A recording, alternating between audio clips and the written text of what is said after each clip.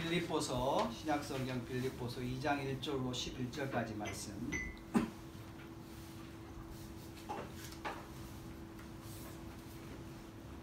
빌립보서 2장 1절로 11절 말씀. 우리 한 목소리로 조용하게 같이 읽도록 하겠습니다. 그러므로 그리스도 안에 무슨 권면이나 사랑의 무슨 위로나 성령의 무슨 교제나 긍휼이나 자비가 있거든 마음을 같이하여 같은 사랑을 가지고 뜻을 합하여 한 마음을 품어 아무 일이든지 바쁩니다. 오직 겸손한 마음으로 각각 자기보다 남을 낮게 여기고 각각 자기의 일을 돌볼 뿐더러 또한 각각 다른 사람들의 일을 돌보아 나의 기쁨을 충만하게 하라. 너희 안에 이 마음을 품으라. 곧 그리스도 예수의 마음이니 그는 근본 하나님의 본체시나 하나님과 동등됨을 취할 것으로 여기지 아니하시고 오히려 자기를 비워 종의 형체를 가지사 사람들과 같이 되셨고 사람의 모양으로 나타나사 자기를 낮추시고 죽기까지 복종하셨으니 곧 십자가에 죽으심이라. 이러므로 하나님이 그를 지극히 높여 모든 이름 위에 뛰어난 이름을 주사 하늘에 있는 자들과 땅에 있는 자들과 땅 아래에 있는 자들로 모든 무릎을 예수의 이름에 꿇게 하시고 모든 입으로 예수 그리스도를 주라 시인하여 하나님 아버지께 영광을 돌리게 하셨느니라. 아멘. 잠시 기도하겠습니다.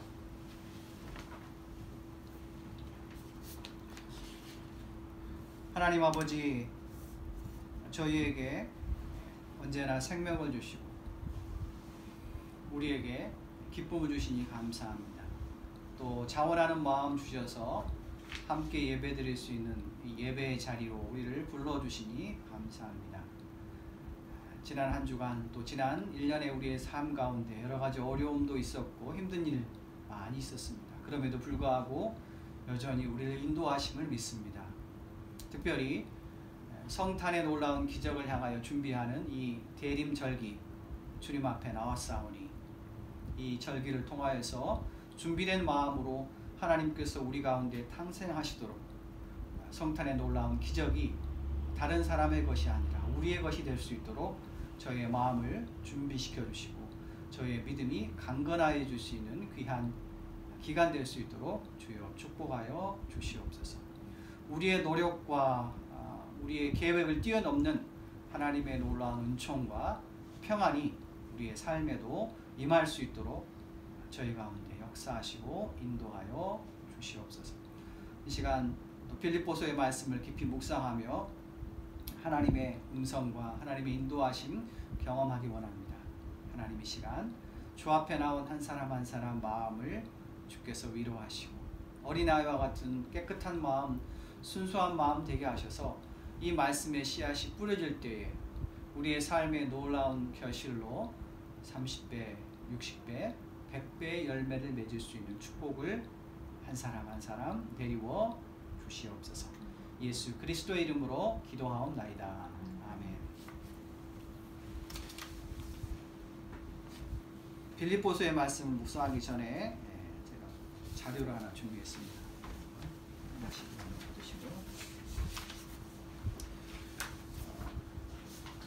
토마스 머튼이라고 하는 수도사가 쓴 책 고독석의 명상이라는 책 속에서 특별히 우리 안의 기질적 성향에 대해서 함께 읽고 먼저 우리의 신앙과 우리의 삶을 한번 생각해 보기 원합니다. 제가 읽고 설명하겠습니다. 기질에 따라서 어떤 사람은 거룩해지고 어떤 사람은 버림받도록 미리 운명 지워져 있는 것이 아니다. 운명론이 아니죠, 기독교는. 물론 모든 기질은 파멸, 또 그 반대에 구원의 소인, 원인이 될 수는 있다. 우리의 기질은 하나님의 선물로서 그분이 오실 때까지 개발해야 하는 달란트이다. 우리가 얼마나 보잘것없고 얼마나 힘든 기질을 타고났는가는 문제가 되지 않는다. 우리가 가지고 있는 기질을 잘 이용하고 또한 우리의 선한 욕구를 위해 그 기질을 사용한다면 더 좋은 결과를 얻을 수 있다. 다음으로 성 토마스의 이야기를 언급합니다. 성 토마스는 어떤 사람의 의지가 선한 것을 좋아하면 그 사람은 선한 사람이며 악한 것을 좋아하면 그는 악한 사람이라고 했다. 그 사람이 덕스러운 생활에서 행복을 찾으면 그는 덕스러운 사람이며 죄 많은 생활을 즐거워하면 그는 죄 많은 사람인 것이라. 그러므로 우리 각자가 선호하는 것이 무엇인가에 따라 우리가 어떤 사람인가를 알 수 있다. 그러므로 어떤 사람의 끝마침을 보면 그 사람을 알 수 있다. 또한 그의 시작을 보고도 그를 알 수 있다. 어떤 주어진 순간에 있어서 그 사람의 됨됨이를 알고 싶다면 그 사람이 그의 시작에서 얼마나 멀리 와 있으며 또 그의 끝마침에 얼마나 가까이 가 있는지 살펴보아야 한다. 그 다음에 저자는 우리의 선택, 내가 매 순간 선택하는 것이 얼마나 중요한가를 얘기합니다. 선한 사람은 하나님에게서 나와서 다시 하나님께로 돌아간다. 그는 존재라는 선물, 다시 한 말해서 살아있다라고 하는 선물과 하나님이신 능력으로 가지고 출발한다. 그는 분별을 아는 나이, 사람에 따라 틀리겠지만 성년이겠죠. 이르러 선택을 하기 시작한다. 그런데 그의 선택은 어린 시절에 그에게 일어난 일과 두 번째로 그의 선천적인 기질에 크게 영향을 받는다. 또한 그의 선택은 주변 사람들의 행동 그리고 그가 살고 있는 세계에서 일어나는 사건들, 뭐 예를 들어서 코로나 상황도 영향을 미치는 거죠. 그가 속한 사회적 상황으로부터도 지속적으로 영향을 받는다. 예를 들어서 대한민국 사람은 이 대한민국이라고 하는 나라의 공동체의 성격에 영향을 받는 거죠. 그럼에도 불구하고 저자는 얘기하기를 그렇지만 그의 선택은 본질적으로 항상 자유롭다. 다시 말해서 핑계할 수 없다는 것이죠. 뒷면입니다. 기질적으로 성 많은 사람은 다른 사람보다 화를 더 잘 내는 경향이 있을지는 모른다. 그러나 그가 분별이 있는 사람이라면, 다시 말해서 그가 또 믿음의 사람이라면 그는 화내지 않도록 그의 감정을 적절하게 조절할 것이다. 화를 내는 경향은 다만 그의 성격 안에 내재하고 있는 하나의 충동일 뿐 이것은 그의 욕구에 따라 선하게도 악하게도 변할 수 있다. 그가 악한 것을 갈망한다면 그의 기질은 다른 사람들과 다투고 심지어는 자기 자신의 영혼과 맞서 싸우는 악의 무기가 될 것이다. 반면에 그가 성받은 사람이라 할지라도 그가 선한 것을 갈망한다면 그의 기질은 그의 내면에 존재하는 악과 싸우고 자신의 잘못된 충동이겠죠. 또 다른 사람들이 이 세상에서 마주치게 되는 장애물을 극복하도록 도와주는, 다시 말해서 자기와도 싸우고 또 다른 사람을 도와주는 자신을 조절할 줄 아는 도구가 될 것이다. 이런 기질에 따라서 또 감정과 이성이 어떻게 작용하는지 다음에 글에서 설명합니다. 감정이 때때로 이성을 방해한다고 해서 감정이 영적 생활에 무용하다는 것이라고 생각한다면 그것은 어리석은 일이다. 기독교의 정신은 금욕주의가 아니다. 십자가는 인간적 감정을 말살함으로써 우리를 성화시키는 것이 아니다. 또한 초연함은 무감각함이 아니다. 수도자들의 규칙과 금욕적 수행이 그들의 인간성을 모든 면에서 은총의 도움으로 풍요롭게 발전하도록 자유롭게 해주기보다는 오히려 그 인간성을 무감각하게 만들어 왔기 때문에 잘못된 수도 생활인 거죠. 많은 수도자들이 위대한 성인이 되지 못한 것이다. 다시 말해서 우리의 감정이 얼마나 중요한지를 또한 저자는 우리에게 얘기합니다. 다시 말해서 이성을 잘 활용하는 만큼이나 우리의 감성도 잘 조절하고 또 해소해야 될 것을 저자는 얘기해 주고 있는 것입니다. 마지막입니다. 성인은 성령 하나님께서 머무시는 성전이다. 그 그는 예수 그리스도의 인간성 안에서 우리가 볼 수 있는 균형과 온전함, 질서를 어느 정도 그 자신의 개인적인 방식으로 재현한다. 다시 말해서 예수 그리스도를 닮는다는 것은 예수님하고 똑같이 된다는 게 아니라 그 예수님의 인격 안에 있었던 온전함, 균형, 질서를 각자의 방식으로 다시 재현하는 것을 의미합니다. 예수 그리스도의 영혼은 명확한 통찰력, 이것은 이성의 능력이죠. 그러나 반대로 가장 평범하고 단순하고도 내밀한 인간적인 감정에 해당하는 애정과 동정, 그리고 슬픔과 행복, 기쁨과 비탄, 분노와 경이로움, 피로와 걱정과 두려움, 위안과 평화 등을 아무런 갈등 없이 동시에 향유했다. 다시 말해서 예수 그리스도도 이성의 능력을 잘 활용하였지만 더불어서도 자신의 감정에 충실한, 그러니까 이성과 감성을 적절하게 조화롭게 향유했던 인간의 모습임을 우리에게 제시해 주고 있습니다. 묵상에 제가 질문들을 3가지 적어 놓았습니다. 첫 번째, 시간이 되실 때 한번 생각해 보시기 바랍니다. 나에게는 어떠한 특별한 기질이 있는가? 다른 사람과 비교되는. 그리고 두 번째로는 나는 현재 어떤 것을 선택할 때 자유롭게 선택하고 있는가? 아니면 상황에 밀려서 어쩔 수 없이 그 길을 가고 있는가? 아니면 나의 어렸을 때 어떠한 상처나 트라우마 때문에 병적으로 어떤 것을 잘못 계속해서 선택하고 있지 않는가? 마지막 질문은 이성적 판단만큼이나 나는 정서적으로 하나님께서 우리에게 원하시는 행복을 잘 추구하고 있는가? 이 3가지 질문을 여러분의 삶 가운데서 질문해 보시고 또 정직하게 대답할 수 있는 시간을 마련해 보시길 바랍니다. 자, 오늘 읽은 빌립보서 말씀을 생각해 보기 원합니다. 교회력으로 오늘은 대림절입니다. 이 대림절의 어원은 라틴어에서 나왔습니다. 그것은 도달하다, 오다라는 의미입니다. 다시 말해서 예수 그리스도께서 우리에게 오신 것을 준비하는 기간이 바로 대림절이고, 기독교 역사 속에서 성탄절 12월 25일 이전에 4번의 주일을 각각 대림절 첫 번째, 두 번째, 세 번째, 네 번째 주일로 하고 있습니다. 이 4번의 주일을 통해서 어떤 의미를 담고 있냐면, 이 4번의 주일을 통해서 우리에게 기쁨, 우리에게 희망, 우리에게 평화, 사랑이 다시 임하기를, 회복되기를 소망하는 마음으로 이 4번의 절기를 지냈던 것입니다. 첫 번째로는 당연히 예수 그리스도의 탄생을 기념합니다. 그리고 우리가 사도행전에서 고백한 것처럼 우리가 죽기 전에 주님이 오실 수도 있고, 또 개인적인 죽음을 통해서 다시 저 천국에서 주님을 만날 터인데, 그 다시 오실 주님을 소망하는 기간이 바로 이 대림절 기간입니다.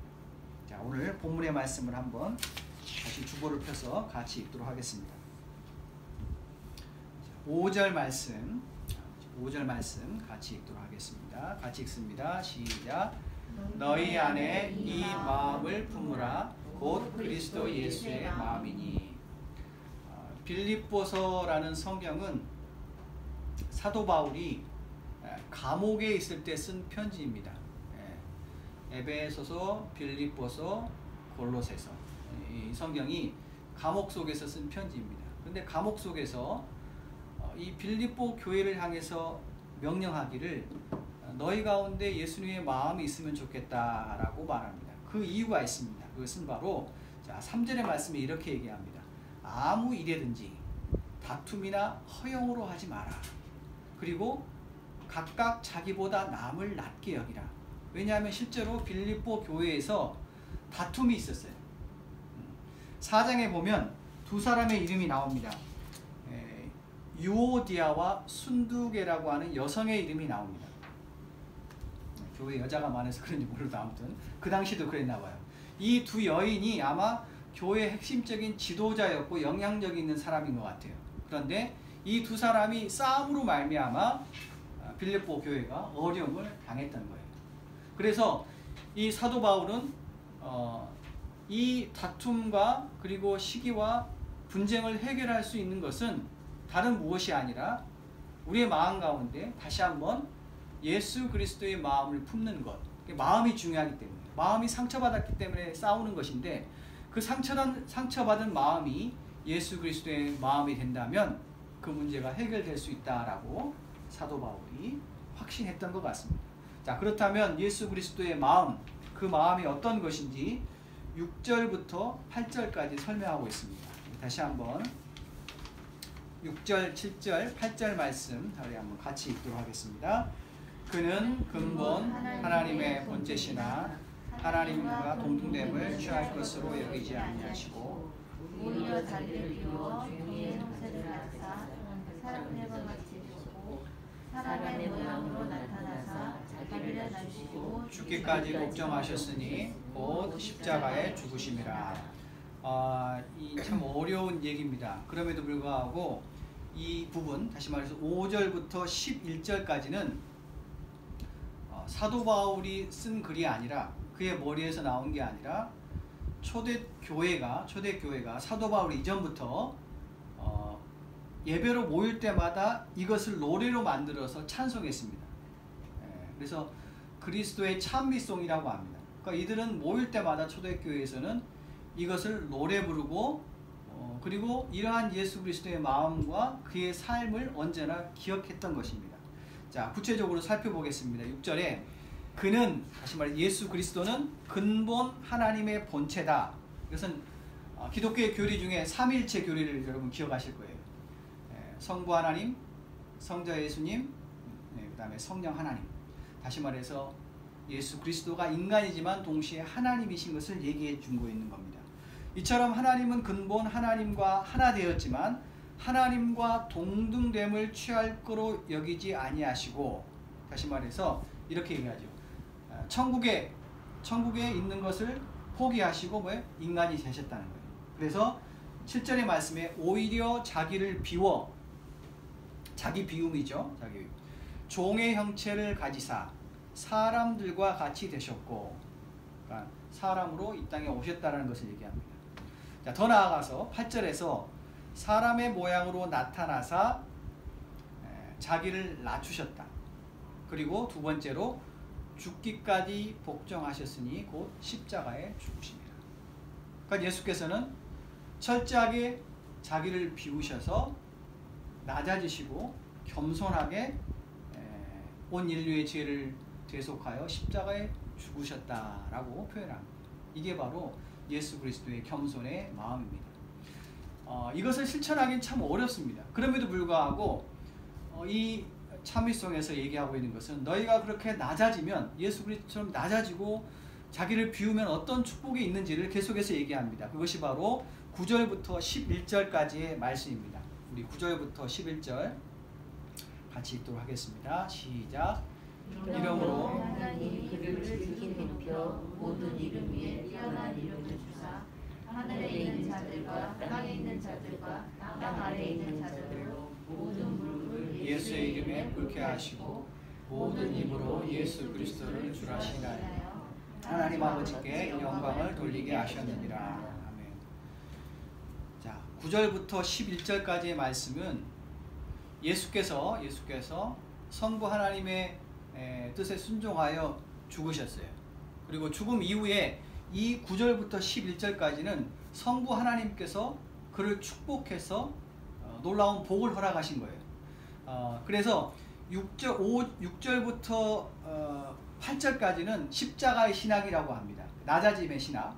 반대로 9절부터 11절까지는 영광의 신앙이라고 합니다. 다시 말해서 하나님께서 그를 다시 높으셔서 놀라운 축복을 주신 것을 얘기합니다.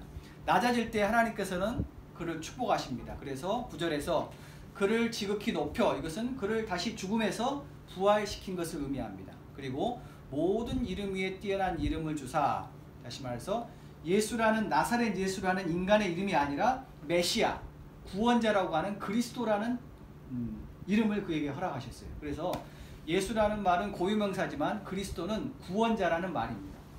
자, 그래서 하늘에 있는 자, 죽어서 하늘에 있는 자일 수도 있고, 그 다음에 거룩한 천사의 존재라고도 얘기할 수 있습니다. 그리고 땅에 있는 자, 이 세상에 사는 동안 땅에 있는 모든 사람, 그리고 땅 아래 있는 자, 죽어 있는 자에게 모든 무릎을 예수의 이름에 꿇게 하시고, 그러니까 예수를 주님으로 만들어 주시고, 그리고 모든 힘으로 예수님을 주님, 나의 주인이라고 시인하게 하셔서 결국은 하나님께 영광이 되게 하신 것을 우리에게 얘기합니다. 우리 가운데도 고난이 있습니다. 예수께서 십자가에 죽으신 것 같이 부인하고 싶고 피하고 싶은 고난이 있습니다. 그러나 사도 바울은 우리에게 얘기합니다. 그 고난과 피하고 싶은 것을 피하지 아니하고 낮아지고 고난을 받을 때에 그것으로 끝나는 것이 아니라 하나님께서 죽음에서 예수 그리스도를 다시 살리시고 그를 높여주실 것처럼 우리의 인생도 바닥을 치는 경험, 고난이 있다 할지라도 믿음으로 하나님을 바라볼 때 동일하게 예수 그리스도를 부활하시고 그에게 부활의 놀라운 생명으로 충만케 하신 것처럼 우리의 삶도 결국 고난 이후에 다시 한번 축복의 놀라운 은혜를 허락하실 것을 우리에게 얘기해 주고 있는 것입니다. 앞에서 제가 말씀드린 것처럼 이 세상에는 기적이 있습니다. 특별히 성탄의 기적은 우리에게 존재합니다. 간절히 바라기는 그것이 다른 사람의 기적이 아니라 저는 간절히 바라기는 우리 영성나무 교우들 한 사람 한 사람의 기적으로 다가오기를 기원합니다. 그러기 위해서 예수 그리스도의 마음, 낮아지고 자기를 비우고 고난을 기꺼이 맞이할 때 다시 한번 하나님께서, 내가 아니라 하나님께서 나를 다시 일으켜 세우시고 나를 기적적으로 축복하시는 놀라운 성탄의 기적이 여러분의 기적이 될 수 있기를 간절히 기원하고 축복합니다.